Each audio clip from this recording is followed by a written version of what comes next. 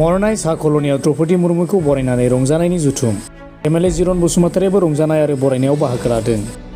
दिनै द्रौपदी मुर्मु बिथाङा भारतनि हादोरगिरि महरै सतबांसा लाबाय।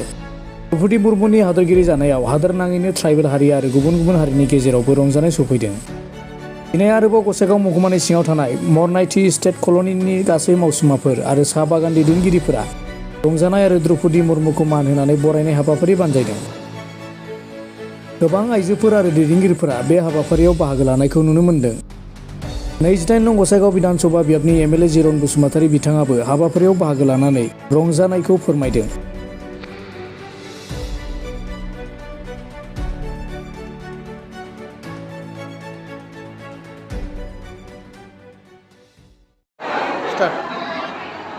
दिनै जोंनि जनजातीयनि सासे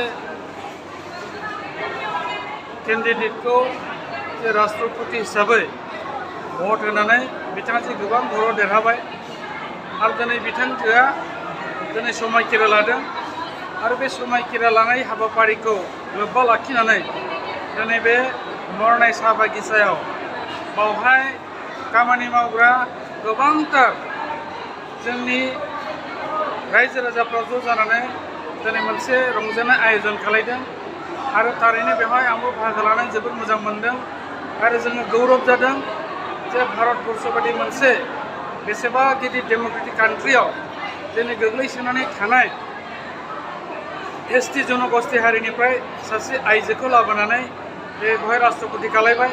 दा बेनिखायनो जोङो जोबोद गोजोननाय मोनदों। द्रौपदी मुर्मुआ जोंनि संबिजिरखौ दहाय होनानै भारतनि संबिजिरनि आवथायाव थानाय जेसेबां गोग्लैसोनाय जाथि गोष्ठीनि जे मावनांगौ हाबाफारि दं निश्चय बिथांजोआ मावगोन। लोगोसे बिभिन्न जाथि गोष्ठी धोरोमारि रावफोरखौ लाफानानै जायहा जेरैबायदि मोनथायखौ मोननांगौ बेबायदि निश्चय मोनगोन। दा बेखौ लानानै जों जेरैबायदि रंजादों दिनै बे मरनाय साहा बागिचायावबो बावहाय जाय बिथांमोना खामानि मावो आरो बिनि दैदेनगिरि गासिबो ज' जानानै दिनै बे रंजानायाव बाहागो लादों। दा बेनिखायनो बिथांमोननि हांख्रायनाय लेखा जोंबो फैनायाव बाहागो लादों आरो बेयो मोनसे मोजां डिसिप्लिनै जादों आरो बेनिखायनो जों थेंक्स होदों मरनाय साहा बागिचानि दैदेनगिरि आरो बाव गासिबो खामानि मावग्रा आइजो बिथांमोनखौहाय।